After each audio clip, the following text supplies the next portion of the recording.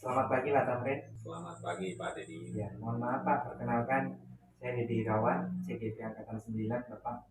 Di sini saya akan meminta waktunya untuk melaksanakan kegiatan wawancara Bapak terkait dengan pengalaman Bapak selama menjadi kepala sekolah dengan keputusan-keputusan Bapak yang ambil sesuai berdasarkan nilai-nilai kebajikan. Sebelumnya Bapak, mohon maaf Pak, ini Pak mengganggu waktunya Bapak ya. Oh iya, siap Pak Dedi. Saya akan mengajukan beberapa pertanyaan, boleh Pak? Boleh.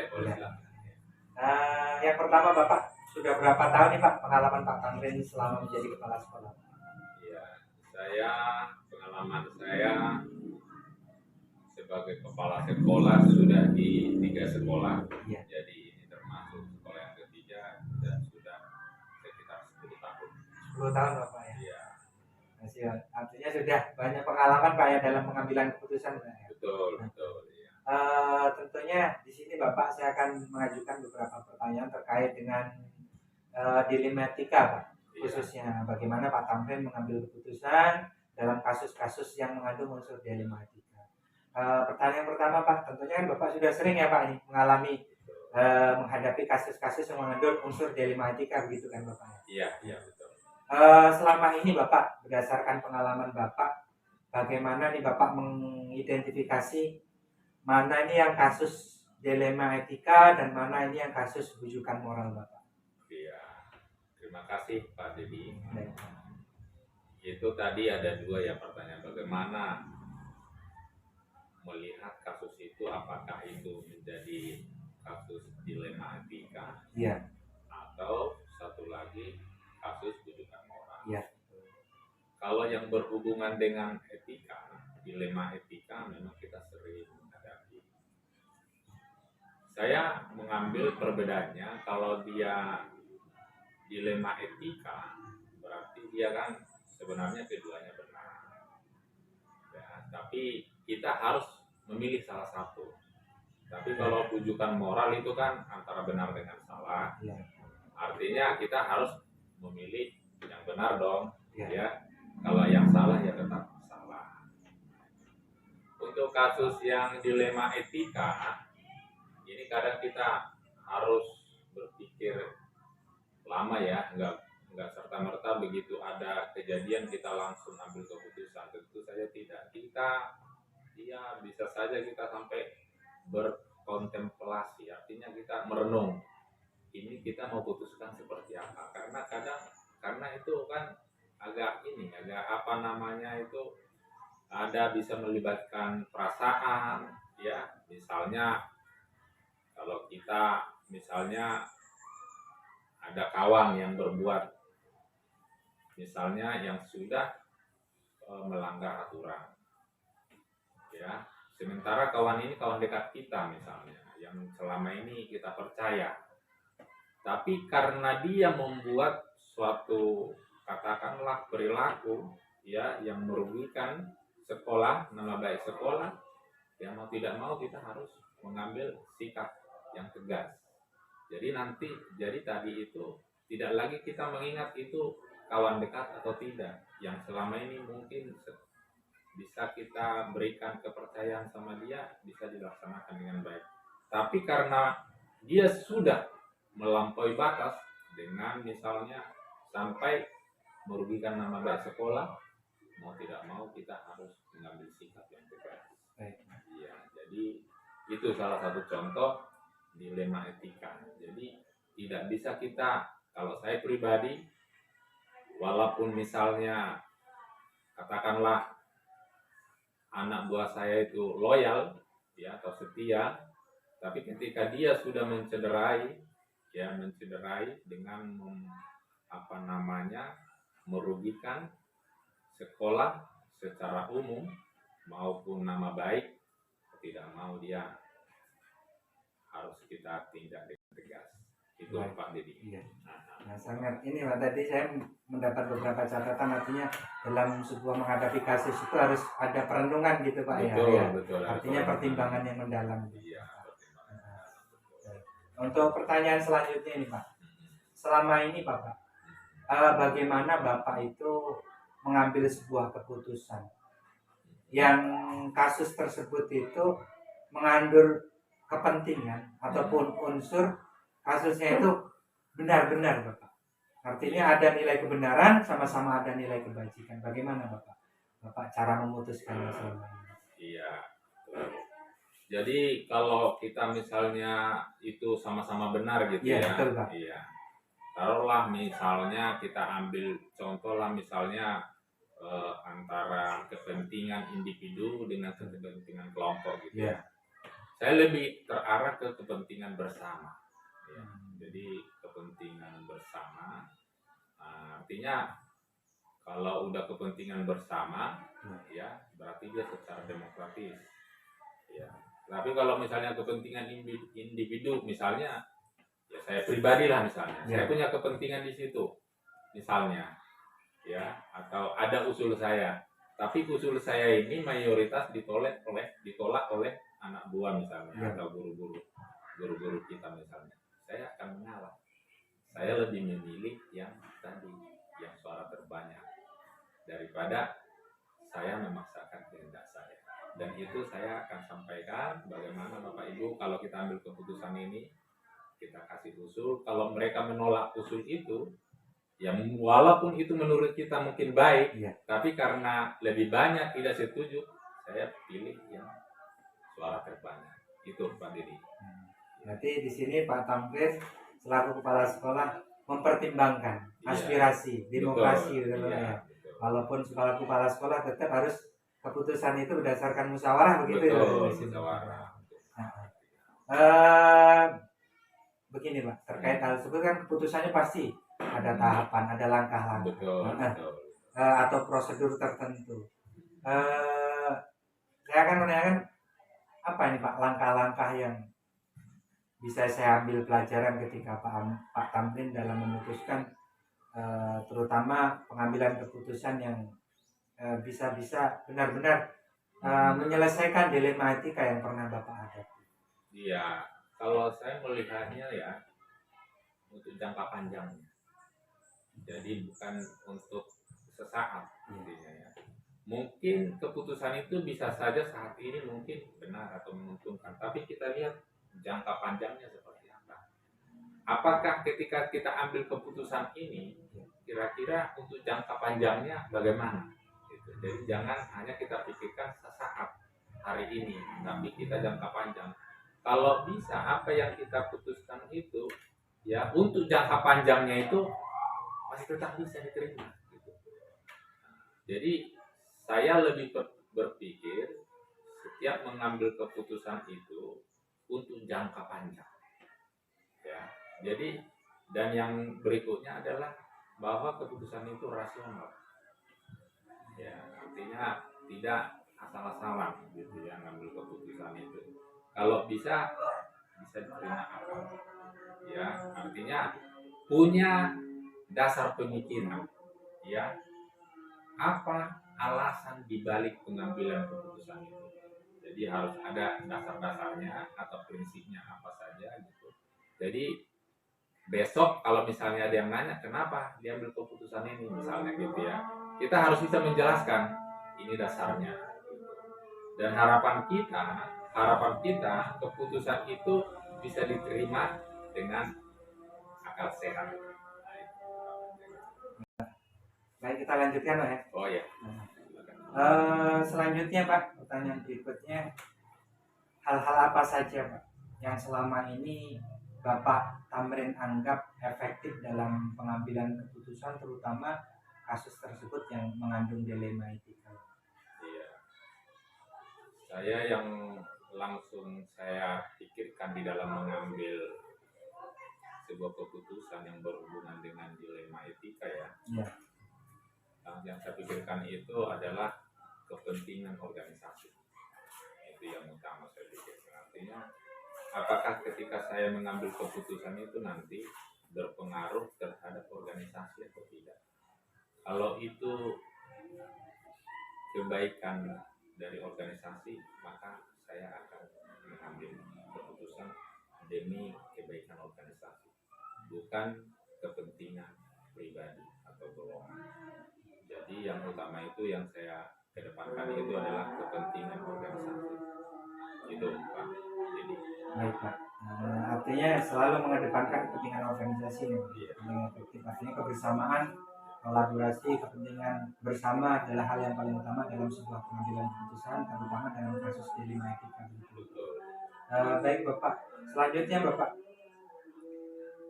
eh, tentunya dalam sebuah pengambilan keputusan itu selalu ada tantangannya, tidak mudah dilakukan. Tantangan apa ini Pak yang paling Bapak anggap eh, menjadi perlu dipikirkan dalam pengambilan keputusan?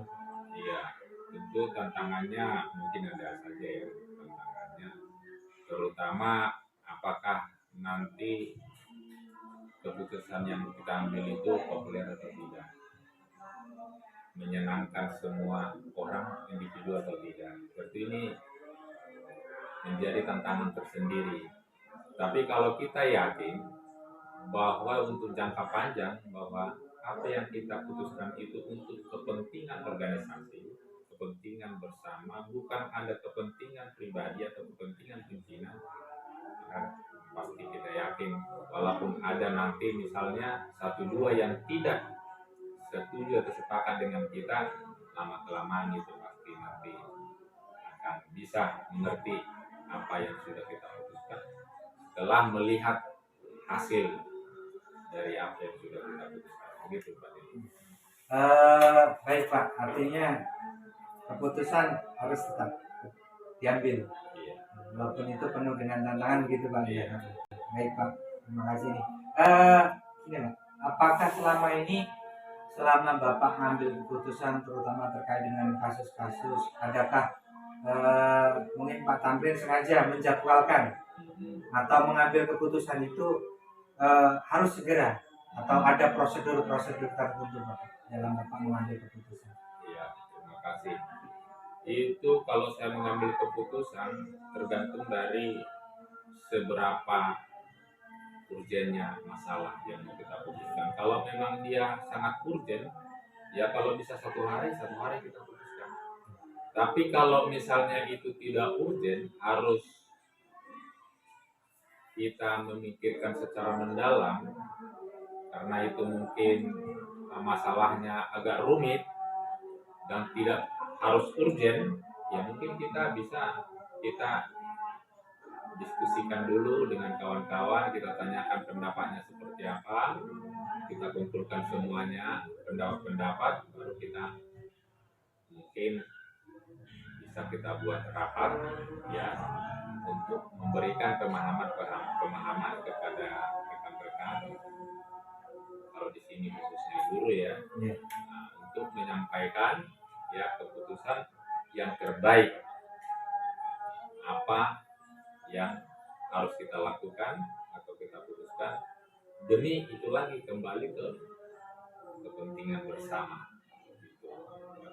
Baik. Artinya dalam mengambil sebuah keputusan tidak harus ada jadwal khusus gitu Pak ya, tergantung urgensi dari kasus yang harus diputuskan. Apabila segera, maka harus segera diputuskan. Apabila membutuhkan pertimbangan atau rapat-rapat khusus, maka akan dilakukan musyawarah atau bersama guru-guru, tidak begitu saja diambil keputusan itu. Ini Pak, yang selama ini adakah untuk membantu penyelesaian atau pengambilan keputusan, apakah ada faktor-faktor yang menurut Bapak itu mempermudah atau dapat membantu Bapak dalam suatu pengambilan keputusan? Iya.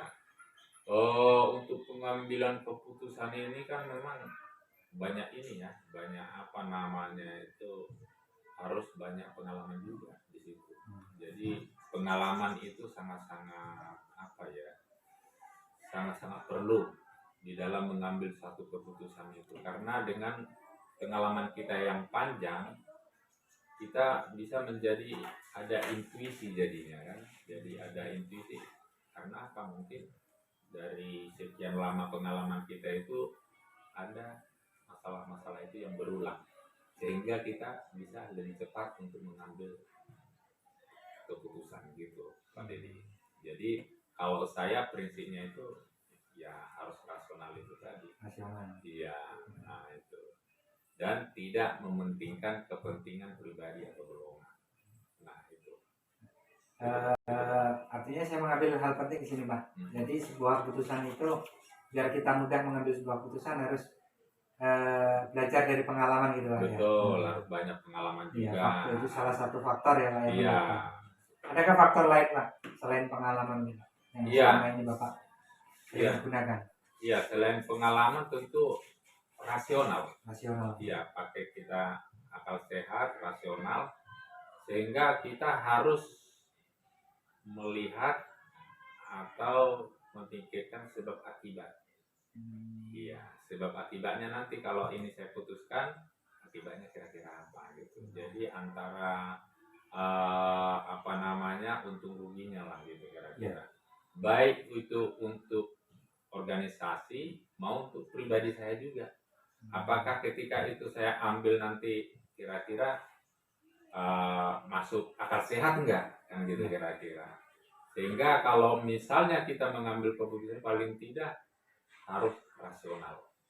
Nah itu di samping juga pengalaman itu tadi harus rasional apa yang kita yang kita putuskan gitu sesuai dengan kaidah-kaidah lah. Jangan sampai di luar logika kan gitu kan, di luar akal sehat kan kita. Apalagi kita ini misalnya sebagai pendidik kan gitu kan, ya tentu harus yang berhubungan dengan etika pendidikan gitu. Jangan sampai di situ memaksakan kehendak ya. Artinya ada juga misalnya karena saya punya wewenang ya saya hanya itu kan kewenangan saya misalnya, itu saya tidak mau seperti itu. Saya yang maunya yang demokratis.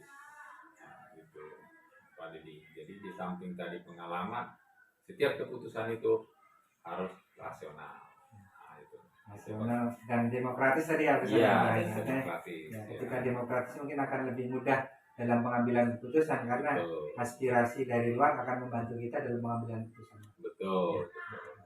Baik Pak, ini pertanyaan terakhir Pak dari apa yang telah Bapak sampaikan tadi ataupun mungkin dari pengalaman Bapak selama ini dalam pengambilan keputusan, pembelajaran apa nih Pak yang dapat Bapak petik atau nanti dari apa yang dapat Bapak saya sampaikan saya juga bisa memetik pembelajarannya.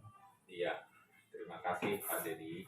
Jadi memang dalam pengambilan keputusan ini banyak kita tantangannya ya. Tidak mudah sebenarnya. Banyak hal-hal yang mau kita putuskan itu banyak yang tidak mudah. Tapi harus kita putuskan. Saya prinsipnya yang pertama itu saya harus meyakinkan diri saya dulu bahwa apa yang saya putuskan ini walaupun tidak bisa menyenangkan semua orang, itu sudah pasti ya. Dalam setiap organisasi itu tidak mungkin 100% setuju kan gitu. Pasti ada 1-2. Tapi intinya bagi saya mengambil keputusan itu yang pertama itu tadi harus rasional. Ya, itu prinsip utama saya, rasional. Dan untuk kepentingan bersama, untuk kepentingan organisasi, tidak ada di situ kepentingan pribadi. Nah, kalau kita sudah untuk kepentingan organisasi, kita gampang untuk mempertanggungjawabkannya. Di suatu saat nanti ada pertanyaan, kenapa keputusannya seperti ini dan seperti ini, kita gampang menjawabnya. Oh, ini untuk kepentingan organisasi. Sehingga keputusan yang kita ambil itu bukan untuk kepentingan sesaat, tapi untuk kepentingan jangka panjang. Nah itu. Jadi itu satu. Yang kedua, keputusan itu harus ada konsistensinya kan gitu kan. Artinya apa yang sudah kita putuskan itu harus kita pertanggungjawabkan kan gitu. Artinya kalau udah kita putuskan itu ya harus kita jalankan kan gitu kira-kira. Jangan sampai nanti udah kita putuskan ada lagi bisikan-bisikan masukan lain langsung kita batalkan. Nah, itu. Jadi makanya kita harus merenung dengan dalam-dalam setiap keputusan yang kita buat itu, sehingga ketika kita sudah mengambil sebuah keputusan itu harus kita laksanakan. Nah, itu. Itu Pak Dedi. Baik Pak. Nah, terima kasih sekali nih Pak, banyak pembelajaran yang dapat saya dapatkan dari atau saya petik dari kegiatan wawancara ini. Artinya pertama tadi Bapak menyampaikan bahwa setiap keputusan itu harus rasional, Iya. melihat kepentingan bersama, kepentingan organisasi. Nah, tidak hanya melihat kepentingan pribadi atau kepentingan golongan tertentu. Iya. Artinya ketika hal itu terjadi, maka saya juga tadi hal pentingnya kita akan mudah mempertanggungjawabkannya. Betul. Nah, baik Pak, terima kasih sekali Pak, dan mohon maaf ini mengganggu waktunya dalam kegiatan sesi wawancara untuk memenuhi tugas CGP ini Bapak. Sangat luar biasa sekali, tadi banyak pembelajaran yang saya ambil. Sekali lagi saya ucapkan terima kasih dan mohon maaf Pak apabila ada perbuatan ataupun pertanyaan ataupun pernyataan yang kurang sopan. Saya akhiri, selamat pagi Pak Tamim. Terima kasih. Selamat pagi Pak Dedi, saya juga mengucapkan terima kasih. Sukses untuk Pak Dedi. Terima Semoga kasih. semuanya lancar. Amin. Menjadi guru penggerak teladan nanti di sekolah kita. Ya, terima kasih Pak. Oke, terima kasih.